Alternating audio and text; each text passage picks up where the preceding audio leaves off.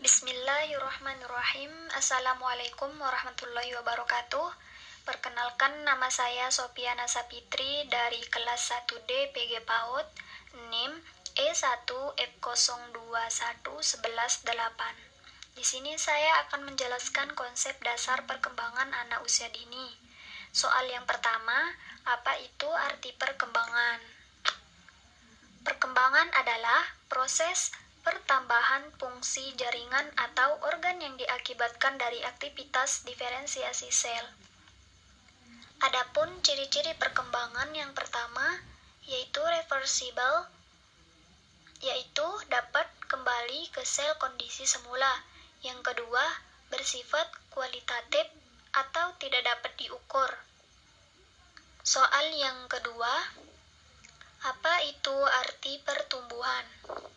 Pertumbuhan adalah proses pertambahan jumlah sel yang diakibatkan dari aktivitas pembelaan sel. Ciri-ciri pertumbuhan: 1. Irreversible, yaitu tidak dapat kembali ke kondisi semula. Yang kedua, bersifat kuantitatif atau dapat diukur. Soal yang ketiga, apa itu perbedaan perkembangan dan pertumbuhan? Perkembangan adalah hal dasar yang terkait dengan perkembangan. Yang perlu diketahui adalah perkembangan memiliki sifat kualitatif. Artinya, semua aspek yang berubah pada objek sebenarnya disebut dengan perkembangan. Dari pengertian ini, perkembangan memiliki range yang luas daripada pertumbuhan. Sebenarnya, pertumbuhan masuk dalam nilai perkembangan. Contoh dari perkembangan ini adalah semisal kita memiliki seorang bayi pada awalnya bayi tersebut hanya bisa tidur terlentang tanpa melakukan apa-apa. Namun, seiring waktu ia bisa berjalan, maka perkembangan terjadi. Sang bayi yang hanya bisa tidur saja sehingga bisa bergerak, merangkak hingga bisa berjalan, itu adalah bukti sebuah perkembangan. Pada saat bayi berkembang tersebut, maka terjadi pula secara bersamaan sebuah pertumbuhan. Pertumbuhan yang dimaksud adalah pertumbuhan tinggi dan besar pada bayi tersebut. Hal lain terkait dengan perkembangan adalah jangka waktu.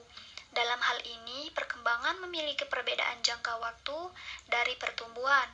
Perkembangan akan terjadi secara terus-menerus dan dapat dilihat namun cenderung tidak jelas. Sedangkan pertumbuhan, secara umum pertumbuhan bisa diamati dengan jelas. Misalnya saja, ketika kita memiliki seorang bayi, maka kita bisa melihat bagaimana ia tumbuh, terkhusus pada perubahan bentuk tubuh dan fisik yang ia miliki. Perubahan tersebut bisa diamati mulai dari tubuh yang semakin memanjang dan membesar, serta beberapa hal lainnya. Selain itu, pertumbuhan memiliki waktu cenderung yang terbatas atau memiliki jangka yang pendek. Biasanya, waktu pertumbuhan tersebut akan dipengaruhi oleh usia dan juga kemampuan objek tersebut untuk tumbuh. Coba perhatikan bahwa pada manusia dengan umur sekitar 21 hingga 25 tahun, maka ia akan cenderung lebih susah untuk tumbuh dengan sedikit kemungkinan untuk tumbuh. Jadi, bisa disimpulkan maksud dari pertumbuhan, yaitu pengertiannya adalah pertumbuhan adalah perubahan yang terjadi pada suatu objek yang sifatnya cenderung terbatas namun bisa diamati secara langsung menggunakan indera. Sebagai tambahan, pertumbuhan akan sangat dipengaruhi oleh faktor dari dalam yang terjadi pada objek yang bertumbuh. Soal yang keempat, apa karakteristik perkembangan anak usia dini? Adapun karakteristik perkembangan anak usia dini yang pertama, perkembangan fisik motorik. Maksudnya adalah perubahan fisik atau pertumbuhan biologis yang dialami siswa yang berumur 6-12 tahun, yang meliputi perubahan dalam tubuh, yaitu pertumbuhan otak, sistem syaraf, organ-organ indrawi, hormon, pertumbuhan tinggi, berat badan. Yang kedua, perkembangan intelektual, yaitu kemampuan kognitif pada anak seperti membaca, menulis, dan menghitung.